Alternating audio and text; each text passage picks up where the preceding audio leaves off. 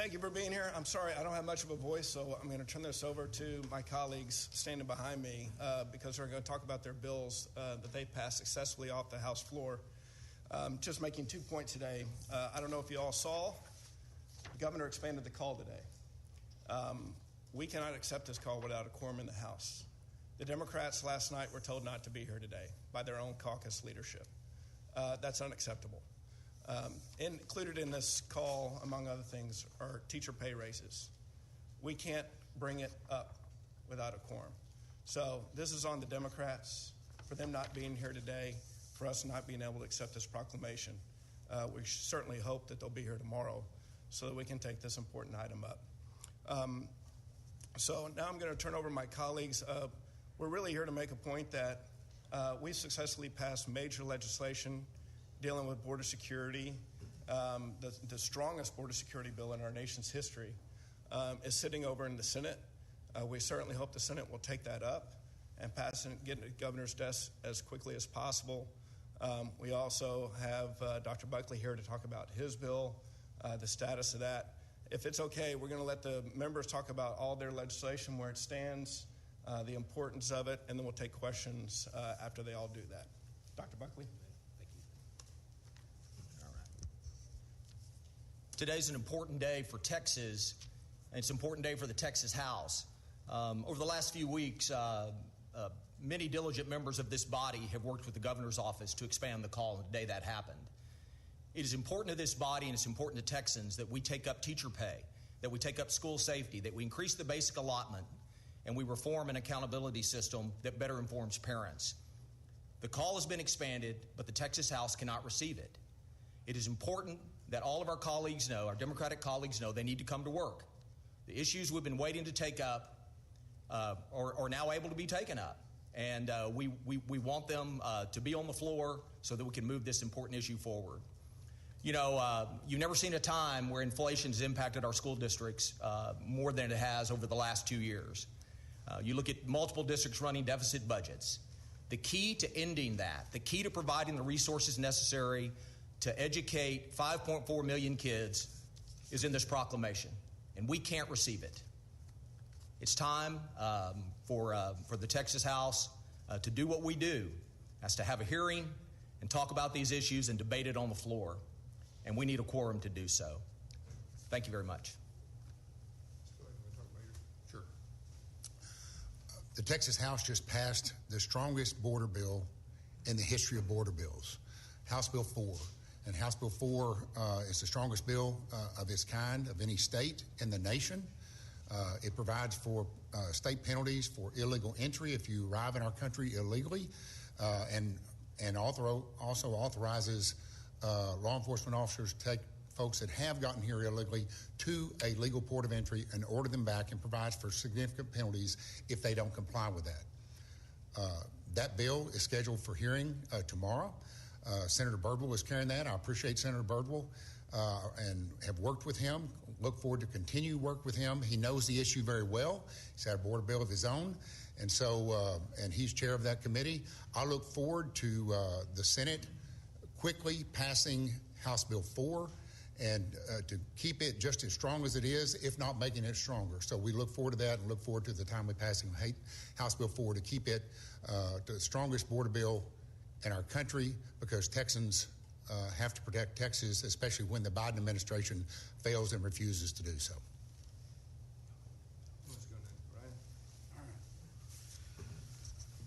HB 5 and its companion SB 4 represent the toughest crackdown on human smugglers and coyotes in the country. After the Senate amended it to mirror the House language and passed in a bipartisan fashion, we passed it out of the House without amendments and with bipartisan support. It's now been enrolled and is awaiting signature in the House, which can only be done in the presence of a quorum. Any attempt to subvert this effort is in service of the smugglers and to Mexican cartels. And so we call on our colleagues to come make quorum. Yes. So last week we were able to pass House Bill 6. This is the $1.5 billion that goes towards border maintenance, operation, and construction of border barrier infrastructure. This is the building of the 30-foot walls that you saw during the Trump administration that had been proven effective along our borders from Texas to California with Mexico.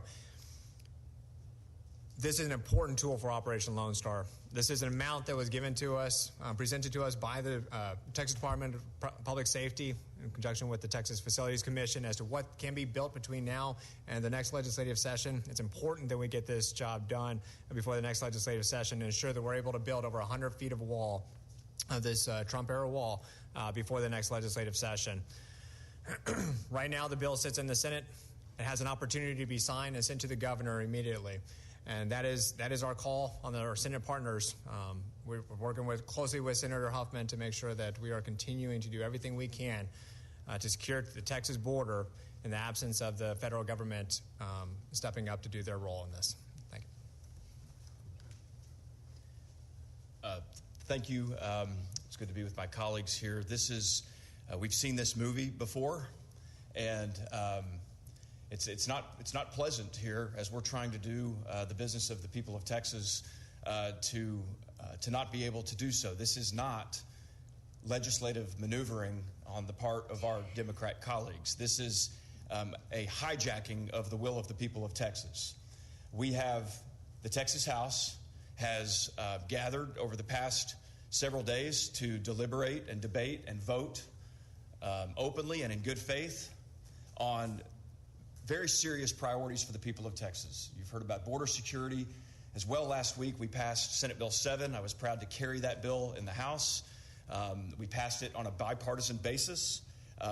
It's the strongest COVID vaccine mandate ban in the entire country. I was proud to work with our Senate colleagues in getting that back to them. They sent us a good bill. We were able to strengthen it in the House. We sent it back over. I expect that today or tomorrow the Senate will pass Senate Bill 7, but as my colleagues have appropriately mentioned, the House the Speaker still has to sign that bill in the presence of the House before it goes to the governor's desk. And so after having voted on these measures, the Senate likely will do the same, hopefully will do the same. We cannot get them to the governor's desk. The will of the people will be subverted and, like I said, hijacked by our Democrat colleagues refusing to come to work. Our colleagues should wake up. They should show up. They should do their jobs that they're elected to do. The people of Texas resoundingly are against maneuvers like this, and it's time for them to come back to work so that we can finish our work on behalf of the people of Texas. And with that, Mr. Chairman, I think are we going to take questions? Happy to take any questions. Chairman Buckley, when did you receive that? Brad, do you have a question? No, Chairman Buckley. We'll get back to him. Brad, do you have a question? Chairman Buckley, it sounds like you plan on bringing HB1 to a committee hearing this week, provided that there is a quorum. Is that correct? Yeah, that's what stands in the way of us being able to move forward on the important issues facing education in Texas, is the fact that we can't receive the proclamation. Do you think you have support on the floor for HB1 as it currently stands? We have to. We need a quorum so that we can begin the process and have the hearing and begin to educate members. Before or after it was clear that there was a quorum in the House, that there wasn't a quorum in the House? Did you get it after that? We received it just shortly, a few minutes ago. Yeah. Gentlemen, it's my count that there's a lot of Republicans that were not here today also.